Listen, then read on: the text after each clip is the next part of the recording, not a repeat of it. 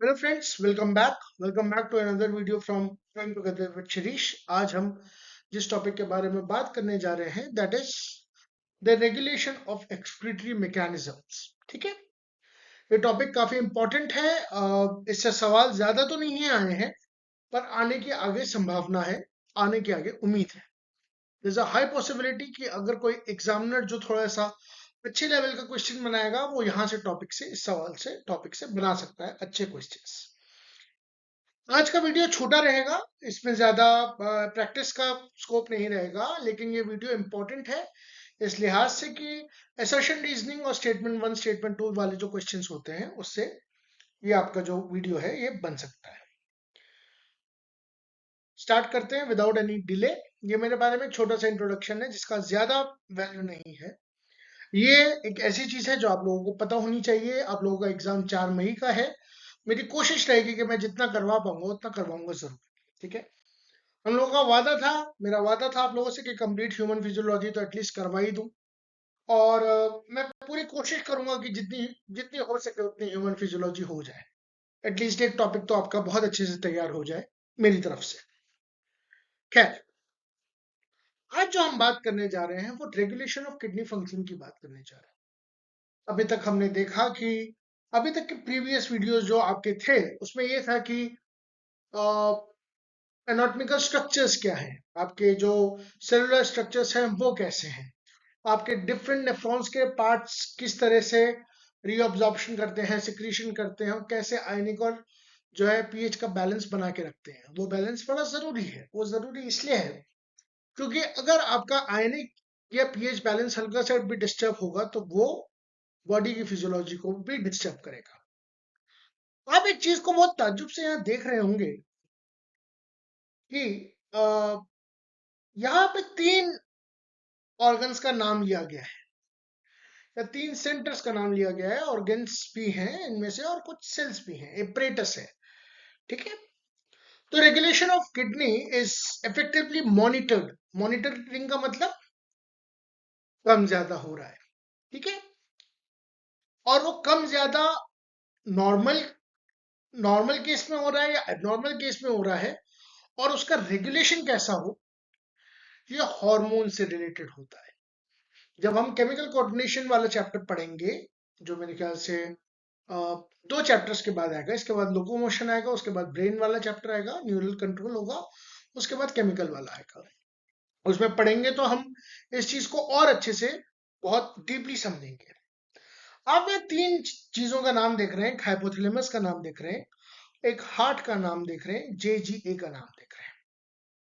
अब हार्ट का काम तो ब्लड पंप करना होता है। ठीक है, अभी हम लोगों ने सर्कुलेटरी सिस्टम में पढ़ा, हार्ट का काम ब्लड पंप करना होता है। Carbon dioxide rich blood, oxygen rich blood, और रेस्पिरेशन से लिंक करके पढ़ा। इसका एक्सक्रीशन में क्या काम है अभी आगे पता चलेगा। हाइपोथैलेमस और जक्स्टा ग्लोमेरुलर प्रेटस, जेजीए, ये मैंने आपको लेक्चर 2 में भी पढ़ाया था। रेनिन नाम याद आ रहा होगा, RENIN एक हार्मोन रिलीज होता है, उसी के बारे में आज डिटेल में डिस्कशन होगा। तो इफेक्टिवली मॉनिटर किया जाता है और रेगुलेट किया जाता है। आपकी एनसीईआरटी की डायरेक्ट लाइन है, मैं आपको स्नैपशॉट्स में दिखा दूंगा। आइए आगे बढ़ते हैं। पहले तो फीडबैक मैकेनिज्म का कंसेप्ट समझिए। देखिए, अगर आपने बायोमोलिक्यूल्स वाला चैप्टर अच्छे से पढ़ रखा होगा, मेरे ख्याल से उसमें भी फीडबैक मैकेनिज्म के बारे में ज्यादा डिटेल में नहीं दे रखा होगा। एक लाइन हो सकता है दे रखी हो, लेकिन नहीं दे रखी होती है। फीडबैक मैकेनिज्म का ये मतलब होता है कि सपोज लेट्स अज्यूम कि एक कोई रिएक्शन चल रही है ए से बी और बी से सी, तो जो सी प्रोडक्ट है वो ए प्रोडक्ट पे इफेक्ट डालेगा और ए प्रोडक्ट को इनहिबिट करेगा। मैंने इसको रेड कलर से इसलिए दिखाया है क्योंकि रेड कलर से ज्यादातर जितने भी एरोज आप दिखाते हैं, जब आप आगे बायोलॉजी पढ़ेंगे तो या बायोकेमिस्ट्री पढ़ेंगे, फिजियोलॉजी पढ़ेंगे, तो उसमें जो रेड कलर से एरोज होते हैं वो इनहिबिशन का काम करते हैं, रोकने का काम करते हैं। Sorry for that. तो आप ये देख पा रहे होंगे कि सी जो प्रोडक्ट है वो ए के सिंथेसिस को या ए के प्रोडक्शन को या ए के एक्टिविटी को रोक रहा है। इसी को फीडबैक यानी फीड आपने किसी चीज को प्रोड्यूस किया, बैक यानी कि पीछे की तरफ इसने आकर ए के प्रोडक्शन को इन्फ्लुएंस किया। मैकेनिज्म, ये कंसेप्ट है, प्लीज इस कंसेप्ट को लेकर चलिए, क्योंकि ये कंसेप्ट आगे आपके बायोकेमिस्ट्री के और मॉलिक्यूलर बायोलॉजी के कॉन्सेप्ट्स को बहुत डीपन करेगा। और जिस तरह से मेडिकल साइंस बढ़ रही है, जिस तरह से आगे की जो साइंस है वो इवॉल्व हो रही है, मुझे लगता है कि विदेशों की तरह इंडिया में भी अब अप्रोच बेसिक साइंस और मेडिकल साइंस को साथ लेकर एक एक समय तक, एक जमाने तक हम मेडिकल साइंस में पढ़ रहे biochemistry, microbiology, molecular biology, genetics को बहुत अदरवाइज लेते थे, बहुत एक उनकी एक रिस्पेक्ट नहीं थी जितनी कोर मेडिकल सब्जेक्ट्स की थी, जैसे पैथोलॉजी, सर्जरी, एनाटॉमी वगैरह की। और मुझे लगता है कि जैसे जैसे इंटरडिसिप्लिनरी अप्रोच बढ़ेगी, जैसे जैसे लोगों को ये समझ में आएगा कि हर डिसीज के पीछे, हर डिसऑर्डर के पीछे, हर डिफेक्ट के पीछे एक जीन का रोल है, वैसे वैसे मॉलिक्यूलर बायोलॉजी, इम्यूनोलॉजी, बायोकेमिस्ट्री, इन सब का एविडेंस और इन सब का जो इम्पैक्ट है वो आपकी उसमें भी हेल्प करेगा। इनफैक्ट आपको जान के ताज्जुब होगा कि कैंसर की जो सबसे लेटेस्ट थेरेपी होती है वो जीन थेरेपीज होती है। वो जीन थेरेपीज होती हैं, वो कार्टी सेल्स होती हैं और वो इम्यूनोथेरेपी होती है। तो अगर आप बेसिक साइंस की तरफ देखेंगे, आपको बहुत सारे इलाज आपकी बीमारियों के मिल जाएंगे। इनफैक्ट कोई भी बीमारी होती है वो हार्मोनल डिसबैलेंस का ही एक रीजन होता है। कहीं ना कहीं फिजियोलॉजी और बायोकेमिस्ट्री में ही कुछ ना कुछ प्रॉब्लम होती है, मॉलिक्यूलर जेनेटिक लेवल पे कोई प्रॉब्लम होती है। आगे बढ़ते हैं। ऑस्मोरिसेप्टर्स, हमने पिछली बार मिली ऑस्मोलरिटी की बात करी थी, ठीक है। हमने ये बात करी थी कि हम किस तरह से कंसंट्रेशन को रिप्रेजेंट करते हैं in case of body fluids. जैसे कि केमिस्ट्री में हम रिप्रेजेंट करते हैं molar, millimolar, molar, nanomolar, molality, formality, normality. इस तरह से हम बायोलॉजिकल फ्लूइड्स को मिली मोलर में रिप्रेजेंट करते हैं या मोलर्स में रिप्रेजेंट करते हैं, मोलैलिटी में रिप्रेजेंट करते हैं, मिली ऑस्मोल्स में। ऑस्मो रिसेप्टर्स होते हैं जो कि प्रेजेंट होते हैं आपकी बॉडी में हर जगह, याद रखिएगा दोस्तों। They are activated by changes in blood volume, body fluid volume and ionic concentration.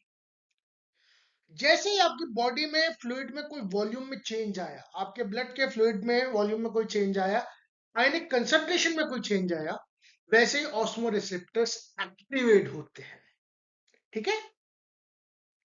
आपने ज्यादा पानी पी लिया, आपने पानी कम पिया, आपने जो है, आप डर गए किसी चीज को लेकर, आप बहुत ज्यादा एक्साइटेड हो गए, ठीक है। ये सारी चीजें, ये जो हार्मोनल चेंजेस होते हैं, ये आपके ऑस्मो रिसेप्टर्स को एक्टिवेट करते हैं। आपने बहुत देर से पानी नहीं पिया है, आपको प्यास का एहसास होगा ऑस्मो रिसेप्टर्स के थ्रू। आपने बहुत ज्यादा पानी पी लिया है, आप बार बार वॉशरूम जाएंगे ऑस्मो रिसेप्टर्स के थ्रू, ठीक है। तो इस बैलेंस को, इस इम्बैलेंस को बैलेंस करने के लिए ऑस्मो रिसेप्टर्स का एक बहुत बड़ा रोल होता है। आगे चलते हैं। देखिए, loss of body fluids. Loss of body fluids का मतलब क्या है? गर्मी है, 40 डिग्री का टेम्परेचर है, दिल्ली में तो खैर 50 डिग्री का भी होता है कभी कभी। तो जब 50 डिग्री का टेम्परेचर है, 40 डिग्री का टेम्परेचर है, बहुत स्वेटिंग हो रही है, ठीक है, लॉस ऑफ बॉडी फ्लूइड्स हो रहा है। तो ऑस्मो रिसेप्टर्स एक्टिवेट करते हैं हाइपोथैलेमस को। हाइपोथैलेमस में भी एक न्यूरो हाइपोफाइसिस नाम का सेंटर होता है, एक पार्ट होता है, एक डिवीजन होता है। इसको और डिटेल में और बारीकी से समझेंगे केमिकल कंट्रोल एंड कोऑर्डिनेशन में। बने रहिएगा दोस्तों, प्लीज प्लीज लास्ट तक बने रहिएगा। मेरी कोशिश रहेगी कि ह्यूमन फिजियोलॉजी का आपका पार्ट अच्छे से कंप्लीट करवा के। खैर, हाइपोथैलेमस एक हार्मोन सिक्रीट करता है, एडीएच, एंटी डायूरेटिक हार्मोन, जिसको आप वेसोप्रेसिन भी कहते हैं। एंटी डायूरेटिक हार्मोन जिसको आप वेसोप्रेसिन भी कहते हैं। कॉमन सेंस लगाइए, कॉमन सेंस। मैं मैं रटने की बात नहीं कर रहा हूं, मैं मेमोराइज करने की बात नहीं कर रहा हूं, मैं सिर्फ कॉमन सेंस के आधार पे आपको बायोलॉजी सिखाने की, समझाने की कोशिश कर रहा हूं। एक एनालिटिकल माइंड रखिए, आप बहुत कामयाब डॉक्टर बनेंगे, आप बहुत कामयाब स्टूडेंट बनेंगे। बॉडी फ्लूइड से अगर लॉस हो रहा है, आपकी बॉडी क्या करना चाहेगी?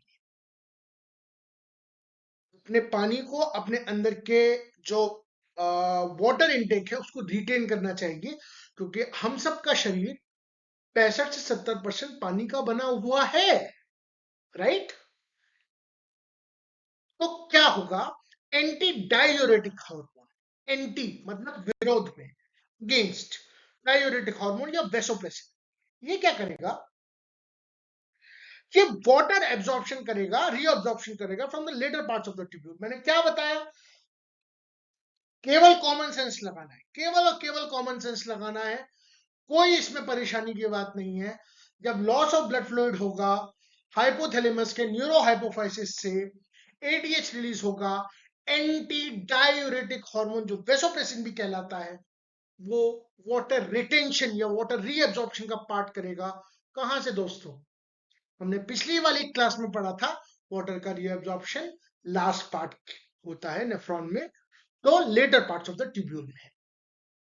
जब मैंने आपको काउंटर करंट मैकेनिज्म समझाया था, राइट? तो वो वाली बात है। ठीक है, आगे चलते हैं। अब इसका इसका उल्टा क्या होगा? यही फीडबैक मैकेनिज्म है, अभी बताता हूँ। आपने बहुत सारा पानी पी लिया, ठीक है, जैसे हालांकि मना किया जाता है कि एकदम से बहुत सारा पानी नहीं पीना चाहिए। क्यों मना किया जाता है? वो इसीलिए मना किया जाता है क्योंकि आपकी बॉडी सटल या बहुत ही धीरे धीरे चेंजेस के लिए तो अडाप्ट कर लेती है, लेकिन अगर आप कुछ एकदम से कर लेते हैं तो वो अडाप्ट नहीं कर पाती। बायोलॉजी की यही खासियत है कि बायोलॉजी में टाइम बहुत लगता है, करियर बनाने में भी और बायोलॉजी समझने में भी। पर एक बार जब आप बायोलॉजी समझ जाते हैं तो आपको समझ में आ जाता है कि ये one of the finest subjects है जो कि ह्यूमन ने डिस्कवर किया, बनाया। खैर, जब हम इंक्रीज इन बॉडी फ्लूइड्स की बात करेंगे तो ये जो रिसेप्टर्स हैं वह ऑस्मो रिसेप्टर स्विच ऑफ हो जाएंगे। ऑफ की स्पेलिंग शायद थोड़ी सी गलत है, ओ एफ एफ होनी चाहिए, ओ डबल एफ होनी चाहिए, ऑफ है, स्विच ऑफ। तो ये क्या करेंगे? जैसे आपके ऑस्मो रिसेप्टर स्विच ऑफ हुए, इन्होंने एडीएच की सिक्रीशन को सप्रेस कर दिया, इनिबिट कर दिया। जैसे मैंने आपको बताया, जैसे ये सप्रेस हुआ, इंक्रीज इन बॉडी फ्लूइड्स, ये एक फीडबैक मैकेनिज्म चलेगा। जैसे आपका डिक्रीज, फिर से याद करेंगे, फिर से समझेंगे, डिक्रीज इन बॉडी फ्लूइड या लॉस ऑफ बॉडी फ्लूइड से क्या होगा? हाइपोथैलेमस के न्यूरो हाइपोफाइसिस से क्या रिलीज होगा? एडीएच या वेसोप्रेसिन, जो कि वाटर रीअब्जॉर्प्शन करवाएगा from the latter part of the tubules. जैसे आपने increase in the body fluids करा, वैसे ही ऑस्मो रिसेप्टर स्विच ऑफ हुए और उन्होंने एडीएच के सिक्रीशन को सप्रेस किया। एडीएच क्या करा रहा था? एडीएच करा रहा था वाटर का रीअब्जॉर्प्शन। इसका स्विच ऑफ हो गया तो मतलब क्या हुआ? एडीएच अब रीअब्जॉर्प्शन नहीं कराए। एंटी डायूरेटिक हार्मोन वेसोप्रेसिन भी है, यह ब्लड वेसल कॉन्स्ट्रिक्शन कराता है, इससे बीपी यानी ब्लड प्रेशर हाई होता है और ग्लोमेरुलर ब्लड फ्लो या जीएफआर भी बढ़ता है। ठीक है, आगे चलते हैं। ये बहुत इंपॉर्टेंट है, ये बहुत इंपॉर्टेंट है, और ये रास मैकेनिज्म का एक ओवरव्यू है। मैंने आपको फिर बताया, ग्लोमेरुलर फिल्ट्रेशन रेट का फॉल होना हेल्प करेगा जक्स्टा ग्लोमेरुलर एपरेटस की सेल्स को रेनिन सिक्रेट करने के लिए। ये लेक्चर 2 की बात है, ठीक है? प्लीज उस लेक्चर को भी देखिएगा, मैं लिंक में डिस्क्रिप्शन में लिंक डाल दूंगा। नहीं समझ में आएगा, प्लीज तीनों लेक्चर्स को अगर आप बारी बारी से देखेंगे आपको सब कुछ समझ में आएगा। फॉल इन जीएफआर हो गया, केजी सेल से रेनिन सिक्रीशन हुआ, रेनिन ने ब्लड में जाकर एंजियोटेनिसोजन को एंजियोटेनिसिन 1 और फिर एंजियोटेनिसिन 2 में कन्वर्ट किया। एंजियोटेनिसिनोजन को एंजियोटेनिसिन 1 और एंजियोटेनिसिन 2 में कन्वर्ट किया और उसके बाद इंक्रीज हुआ इन जीएफआर। ठीक है, fall in GFR, Jazzy sales secrete renin, angiotensin 1, angiotensin 2, increase in the GFR. GFR क्या है? Glomerular filtration rate. एंजियोटेंसिन 2 जो है ये एड्रिनल कॉर्टेक्स पे काम करता है, रिलीज करवाता है एल्डोस्टेरोन को, जो कि रीअब्जॉर्प्शन करवाते हैं सोडियम एंड वाटर का from the distal part of the tubule. आपको याद आ रहा होगा, पिछले ही लेक्चर में हम लोगों ने कवर किया है। ये क्या करवाएंगे? रीअब्जॉर्प्शन करवाने के बाद क्या करवाएंगे? Increase in the GFR and increase in the blood pressure. अगर आपके घर में कोई ब्लड प्रेशर का मरीज होगा या किसी को जो है हार्ट की प्रॉब्लम होगी, तो उससे क्या कहा जाता है कि नमक मिर्च का खाना कम खाइए, तली भुनी चीजें कम खाइए। क्यों? क्योंकि नमक कहीं ना कहीं ब्लड प्रेशर इंक्रीज करने में हेल्प करता है। यहीं से समझ लीजिए कि जैसे ही आपकी बॉडी में रीअब्जॉर्प्शन हुआ सोडियम का और वाटर का from the distal part of the tubule, increase in the GFR हुआ और increase in the blood pressure हुआ। नॉर्मल ब्लड प्रेशर 120/80 mmHg होता है, पर वो किताबी होता है। वो 25 साल के एक एडल्ट इंडिविजुअल का होता है जिसका वेट 70 किलो है, 65 से 70 किलो। आपका ब्लड प्रेशर इससे कम ज्यादा हो सकता है और वो एक रेंज में आता है। अगर आप आगे चल के कभी स्टैटिस्टिक्स पढ़ेंगे तो आपको समझ में आएगा कि वो मिड वैल्यू है, वो एवरेज वैल्यू है, वो एक्चुअल रिप्रेजेंटेशन नहीं है। आपकी बॉडी की रिक्वायरमेंट्स के हिसाब से आपका ब्लड प्रेशर चेंज भी हो सकता है, पर हाँ ज्यादा चेंज नहीं। 110-70 को भी नॉर्मल की कैटेगरी में माना जाता है। और जो यंग इंडिविजुअल्स होते हैं, जो थोड़े से ज्यादा स्पोर्ट्स पर्सन होते हैं या जिनमें थोड़ा सा एग्रेशन ज्यादा होता है, उनका 130 और 80-85 भी माना जाता है ठीक। बट अगेन वो डिपेंड करता है कि बॉडी की फिजियोलॉजी कैसी है। खैर, एंजियोटेंसिन 2 जब आता है तो वो एड्रिनल कॉर्टेक्स को स्टिमुलेट करता है, जिससे एल्डोस्टेरोन निकलता है, जो reabsorption of sodium and water from the distal part of the tubule करता है, जिससे ग्लोमेरुलर फिल्ट्रेशन रेट बढ़ता है और जिससे ब्लड प्रेशर बढ़ता है। ठीक है, ये आप रास मैकेनिज्म है, जो अगेन बहुत प्यारी किताब है। मैं हर बार इस किताब का रेफरेंस लेता हूँ and I am in love with this book. आप जब भी कभी मेडिकल कॉलेज जाएं, डेंटिस्ट्री पढ़ें, लाइफ साइंस का कोई सब्जेक्ट पढ़ें, इस किताब को जरूर पढ़िएगा, क्योंकि फिजियोलॉजी लगभग हर कोर्स में होती है। मैंने बीएससी एमएससी बायोकेमिस्ट्री किया, उसमें भी फिजियोलॉजी का एक पार्ट था। आप कुछ भी पढ़ेंगे, आपको फिजियोलॉजी थोड़ी बहुत पढ़नी पड़ेगी। तो इस किताब का जरूर रेफरेंस लीजिएगा, जरूर इस किताब को पढ़िएगा, बहुत शानदार किताब है। देखिए इसमें इन्होंने किस तरह से कितने खूबसूरती से समझाया है। वाटर की डेफिसिट हुई, जैसे मैंने बताया स्टार्टिंग में, लॉस ऑफ बॉडी फ्लूइड। इसने क्या किया? एक्स्ट्रासेलुलर ऑस्मोलैरिटी बढ़ाई। हम जब किसी चीज से कोई चीज खींचते हैं, वाटर निकालते हैं, तो ऑस्मोलैरिटी इंक्रीज होती है। अगर आपके पास एक पानी का नमक का घोल है, नमक का सॉल्यूशन है, सॉल्ट सॉल्यूशन है, उसमें से आप वाटर इवेपोरेट करेंगे तो उसकी मोलैरिटी इंक्रीज होगी। एक्स्ट्रासेलुलर ऑस्मोलैरिटी इंक्रीज हो रही है। ऑस्मोलैरिटी रिसेप्टर्स आए, उन्होंने एडीएच का सिक्रीशन किया, कहां से? न्यूरोहाइपोफाइसिस से। जो हाइपोथैलेमस में है, एक डिवीजन है, एक सेंटर है, एक पार्ट है न्यूरोहाइपोफाइसिस, जहां से एडीएच का सिक्रीशन हुआ, प्लाज्मा एडीएच बढ़ा, उससे स्टोक की परमेबिलिटी बढ़ी in the distal parts of latter parts of the nephron, जो कलेक्टिंग डक्ट्स और डिस्टल ट्यूब्यूल्स होती हैं।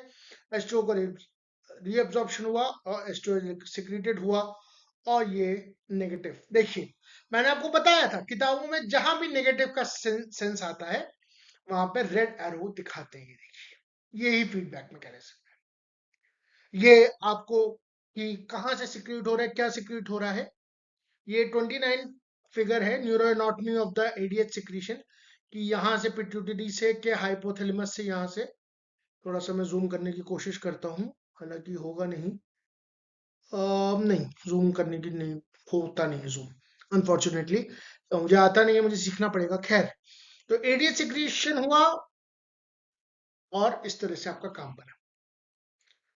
यही रास मैकेनिज्म है।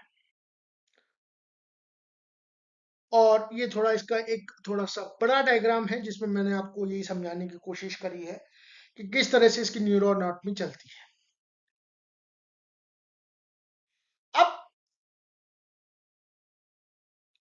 आगे डिस्कशन से पहले मेरी आपसे दो रिक्वेस्ट है। पहली बात तो ये है कि अगर आपको अभी तक का वीडियो अच्छा लग रहा है तो लाइक शेयर और सब्सक्राइब करिए, कमेंट करिए आपको कौन सा पार्ट सबसे अच्छा लगा।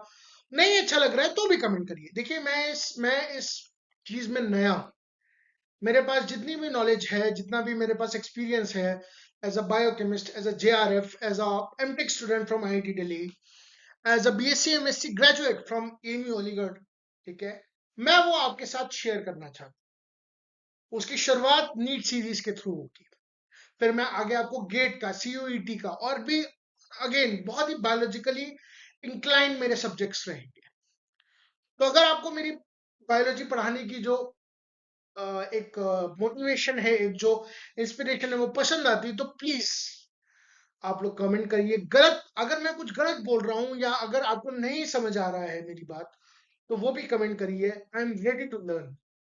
मैं भी अभी सीख ही रहा हूं आपकी तरह, आपसे थोड़ा सा शायद ज्यादा जानता हूं, इसलिए आपको सिखाने का भी प्रयास कर। Remember, you will never be a master of a subject, you will always be a student of a subject. I am just a more experienced student of biology than you are. मैं master नहीं हूं, ना मैं master बनने का ख्वाहिश रखता हूं। खैर, आगे चलते हैं। अब हार्ट का भी रोल है।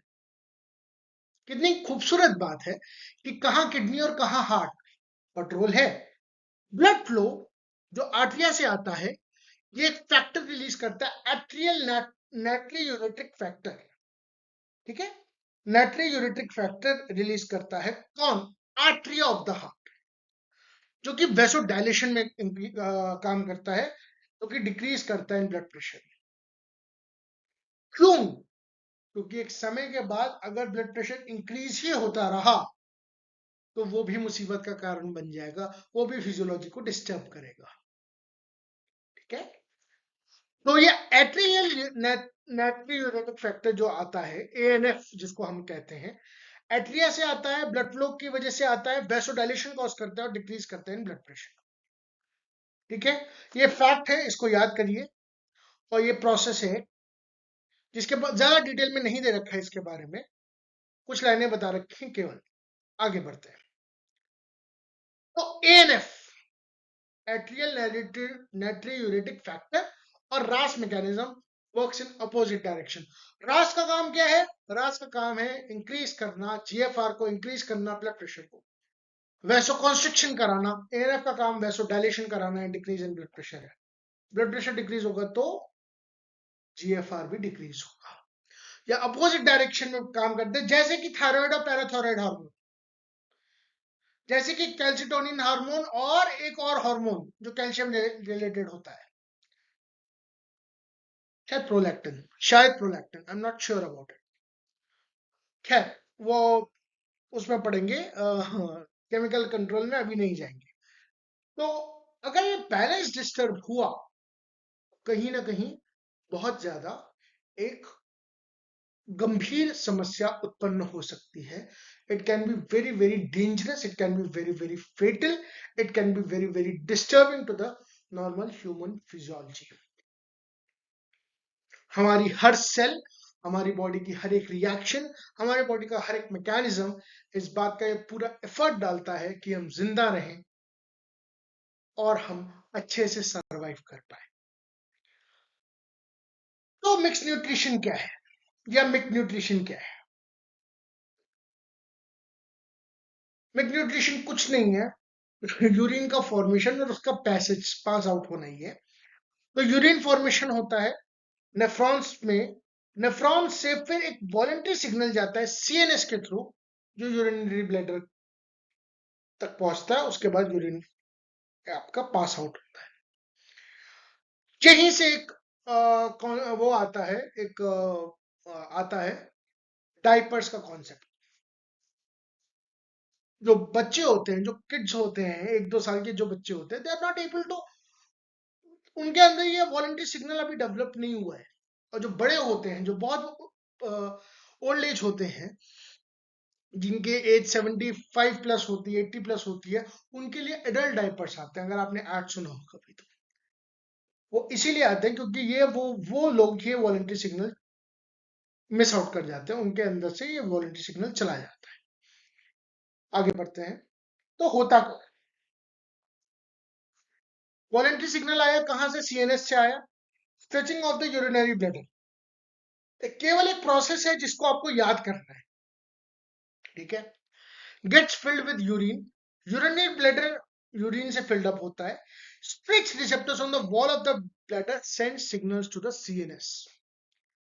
उसके बाद CNS motor messages to initiate the contraction of the smooth muscles of the bladder and simultaneous relaxation of the urethral sphincter. देखिए यहाँ पे इफ नहीं ऑफ आना चाहिए था।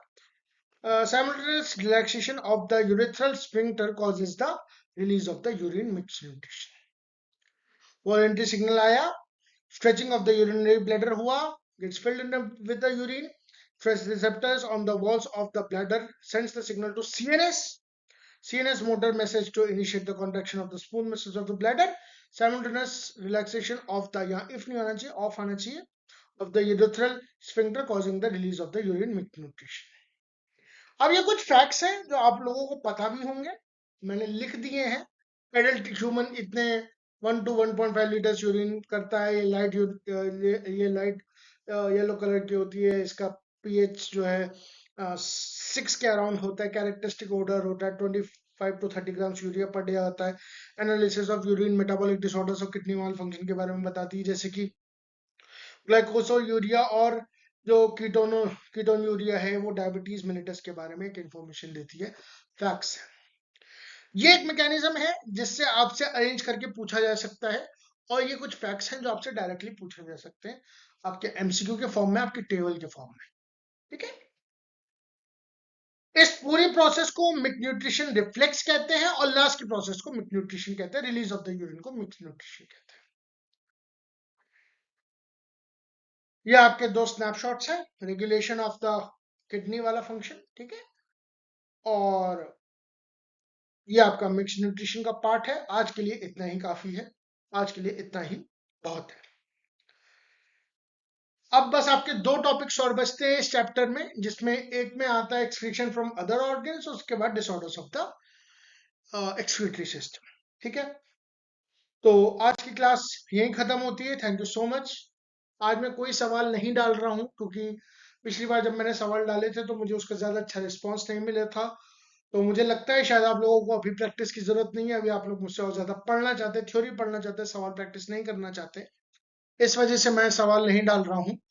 और I want to thank all of you जिन्होंने भी मेरा चैनल सब्सक्राइब किया है, शेयर किया है, लाइक किया है। जिन्होंने नहीं किया है उनसे मैं सिर्फ एक रिक्वेस्ट ही कर सकता हूँ कि लाइक कर दीजिए। आपके एक लाइक से आपका कुछ जाएगा नहीं, लेकिन मेरा बन जरूर जाएगा। और अगर आप लोग सपोर्ट नहीं करेंगे तो और कौन करेगा? मैं अपने स्टूडेंट से, अपने व्यूअर से रिक्वेस्ट ही तो कर सकता हूँ, और क्या कर सकता हूँ। मैं अपनी बेस्ट डिलीवरी दे रहा हूँ, मैं अपनी तरफ से बेस्ट कोशिश कर रहा हूँ आप तक एक क्वालिटी कंटेंट पहुंचाने की, जो कि ऑथेंटिक सोर्सेज से है। देखिए, मैंने एनसीईआरटी तो उठाई है, जो कि गवर्नमेंट ऑफ इंडिया के द्वारा प्रिस्क्राइब्ड है। उसके बाद मैं गाइडेंस की किताब उठा रहा हूँ। ये one of the best physiological की मेडिकल बुक्स है। इससे बेहतर कंटेंट आपको मिलेगा। मैं ये नहीं कह रहा हूँ कि मुझसे अच्छा कोई पढ़ा नहीं सकता है, मैं ये भी नहीं कह रहा हूँ कि इससे बेहतर कंटेंट मिलेगा नहीं, पर मेरा कंटेंट भी अच्छा है। इसलिए आपसे रिक्वेस्ट है कि प्लीज मेरे वीडियोस को लाइक, शेयर और सब्सक्राइब करिए। मेरे चैनल पे आइए, बताइए, आप बताइए कि आपको अगला चैप्टर कौन सा पढ़ना है। क्या आप ह्यूमन फिजियोलॉजी पढ़ते पढ़ते थक गए हैं? आप कुछ और पढ़ना चाहते हैं? आप प्रैक्टिस करना चाहते हैं? आप प्रैक्टिस किस तरह की करना चाहते हैं? आप लाइव प्रैक्टिस करना चाहते हैं कि आप जो है रिकॉर्डेड प्रैक्टिस करना चाहते हैं? आप किस तरह की, या मैं यूट्यूब के कमेंट उसमें जो है सवाल बना के डालूं? प्रीवियस ईयर क्वेश्चंस करना चाहते हैं, आप नए सवाल करना चाहते हैं? ये आप बताएंगे, क्योंकि ये चैनल जितना मेरा है उतना आपका भी है। इसी मैसेज के साथ I want to wish you all the best for your upcoming exams, और हम जल्दी ही मिलेंगे। आज मंडे है, मैं अपना अगला वीडियो वेडनेसडे तक अपलोड कर दूंगा, जो कि फाइनल वीडियो होगा, द चैप्टर फिनाले, ठीक है। बाय बाय, टेक केयर और keep liking, sharing and subscribing to this channel. Comment करिए, अच्छा बुरा जैसा भी हो, प्लीज कमेंट करिए। Thank you, bye, see you.